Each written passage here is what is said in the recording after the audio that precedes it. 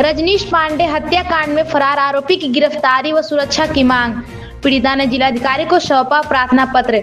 खबर आजमगढ़ से, जहां जुनेनगंज में हुए चर्चित रजनीश पांडे हत्याकांड में अब तक एक मुख्य आरोपी के फरार रहने और परिवार को मिल रही धमकियों के मद्देनजर पीड़ित पक्ष ने जिलाधिकारी आजमगढ़ को विस्तृत प्रार्थना पत्र देकर उच्च स्तरीय जांच एवं सुरक्षा की मांग की है।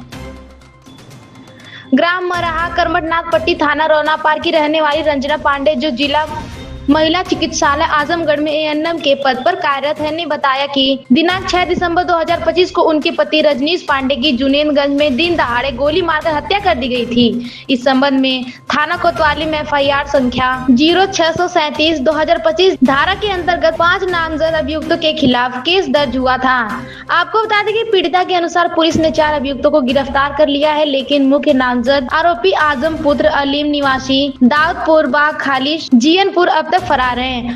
बताया गया कि आरोपी का पहले भी आपराधिक इतिहास रहा है, जिससे पीड़ित परिवार लगातार भय और असुरक्षा की स्थिति में जी रहा है।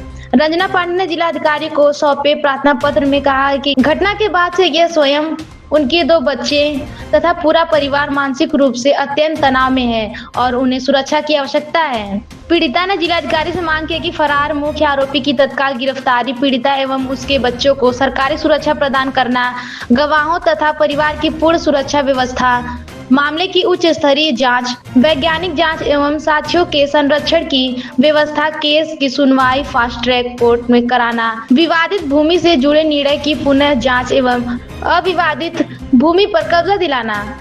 पीड़िता ने कहा कि यह मामला अत्यंत संदेहशील है और न्याय सुनिश्चित करने के लिए त्वरित व निष्पक्ष कार्रवाई आवश्यक है। उन्होंने जिलाधिकारी से आग्रह किया है कि संलग्न विस्तृत प्रार्थना पत्र का संज्ञान लेकर संबंधित अधिकारियों को उचित निर्देश दिए जाएं, ताकि परिवार को शीघ्र न्याय मिल सके। प्रशासन द्वारा इस प्रकरण पर क्या कदम उठाए जाएंगे, आने वाले दिनों में स्पष्ट होगा। लगातार आप लोग, मुझे ये मांग करनी है, मैं जिसकी हत्या हुई है मैं उनकी पत्नी हूँ और मुझे ये कहना है कि जिस जमीन के नाते मेरे पति की हत्या हुई है और जिसमें जितने हत्यारे हैं और जितने साजिश करता है, सबका आजीवन कारावास हो और जो है अलीम और नगीना के घर पे तो बुलडोजर चलना चाहिए। और दूसरी चीज़ ये है कि मैं जॉब करती हूँ, मुझे सरकारी सुविधा मिलनी चाहिए, सुरक्षा मिलनी चाहिए और मेरे बच्चों को सुरक्षा मिलनी चाहिए। और अगर ऐसा कुछ नहीं होता है जिस पर मैं संतुष्ट नहीं होती हूँ, तो मैं ये समझूंगी कि ये बस पैसे के बल पे सब काम कराया जा रहा है और न तो मेरा कोई प्रशासन सुन रहा है, न मेरी कोई सरकार सुन रही है। और अगर नहीं सुन रही है तो मेरे पति जो चले गए, जो उनको हत्या कर दी गई, तो उनकी तो हत्या की गई, लेकिन मैं आत्महत्या कर लूंगी। मेरी ये जुबान है और अगर मुझे न्याय मिलता है तो मुझे जीने का भी कोई अधिकार नहीं है। ज्ञापन देने क्या मांगे रह गई थी, क्या है? इसमें मांगे ये रह गई थी कि पहली बात, हमारी जो वहाँ पे जमीन है जिस पे कोई केस नहीं चल रहा है, उस पे हमारा कब्जा दिलाया जाए।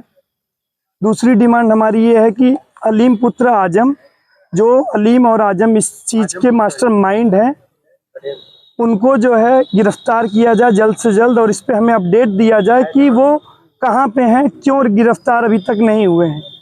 अगर गिरफ्तार नहीं हुए हैं तो उसके लिए क्या एक्शन किया गया।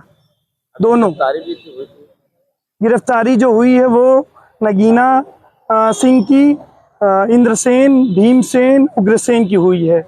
अभी आजम उसमें फरार है। उसका पिता जो साजिश करता है, जो मास्टरमाइंड है, जो फंडिंग करता है, जिसका हवाला का कारोबार है, जो हवाला का काम करता है, उसका बेटा बनारस एयरपोर्ट पे गिरफ्तार हुआ था पिस्टल के साथ और उसका आपराधिक रिकॉर्ड रहा है।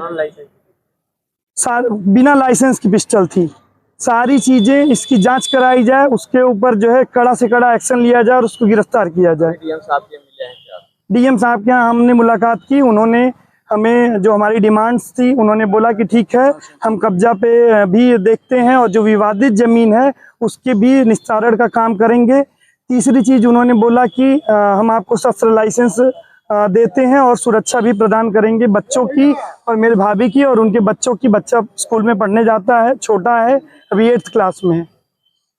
चौथी चीज़ जो है, हमारी डिमांड है कि जो जितने भी अपराधी हैं उसमें उनको मृत्यु दंड का कम से कम सज़ा दिया जाए, क्योंकि मैंने अपना भाई खोया है।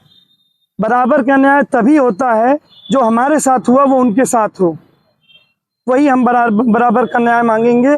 अगर हमें जो है इस पे प्रशासन से और सरकार से सपोर्ट नहीं मिलता है तो इसमें हम फिर आगे अपनी कुछ भी प्रतिक्रिया देंगे क्या करना है। बट अभी के लिए हमें प्रशासन के द्वारा दिया गया है, एक सांत्वना दी गई है कि आप जो है हमें 2 दिन का समय दीजिए, हम इस पे एक्शन लेंगे और आपको अपडेट करेंगे। कई बार आप कार्यालय पे आए फिर भी मुख्य आरोपी गिरफ्तारी नहीं, तो किस नजरिए से आप देख रहे हैं? ये नज़रिए का मतलब ये है कि इनका कहना है कि हम करेंगे करेंगे करेंगे करेंगे करेंगे, नहीं होता है किया क्यों नहीं। अगर अभी कोई आला कमान के साथ ये घटना घटे तो क्या यही बर्ताव रहेगा, क्या यही स्पीड रहेगी? तब तो कोर्ट में, फास्ट ट्रैक कोर्ट में केसेस चले जाते हैं, फटाफट इनकाउंटर हो जाता है, बुलडोजर चल जाता है। यहाँ क्यों नहीं? यहाँ कोई नेता है? ब्राह्मण की सुनने वाला कौन है? वो इन्फ्लुएंस कर रहा है, अभी भी वो पकड़े जाने के बाद भी इन्फ्लुएंस कर रहा है। उसके नेता लोग सपोर्ट में, हमारे नेता कहाँ हैं? कौन है हमारा नेता?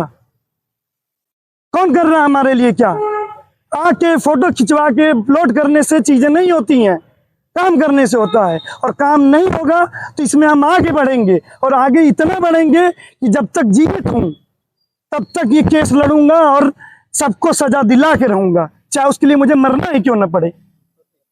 बताते हुए एक घटना हुई थी, आप संगठन के माध्यम से क्या कहना चाहेंगे? सुभाष चंद्र तिवारी कुंदन, राष्ट्रीय वरिष्ठ उपाध्यक्ष, अखिल भारतवर्षीय ब्राह्मण सभा।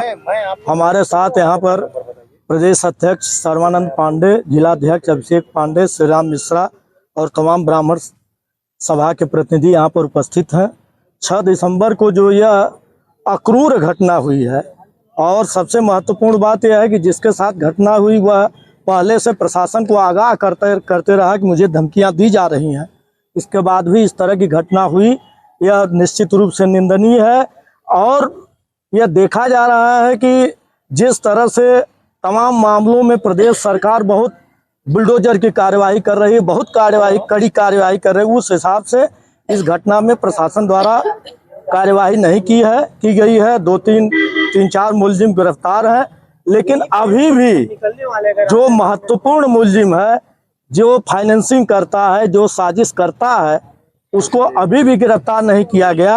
और अगर देखा जाए तो इस शासनकाल में ब्राह्मणों के कई जो है हत्या की घटना हुई है, उसमें प्रशासन जो है इतनी सख्त कार्यवाही नहीं कर रहा है। आज हम लोग पीड़ित पक्ष के साथ डीएम साहब के यहाँ गए भी थे, उन्होंने 2 दिन का समय मांगा है, सारी बातें रखी गई है।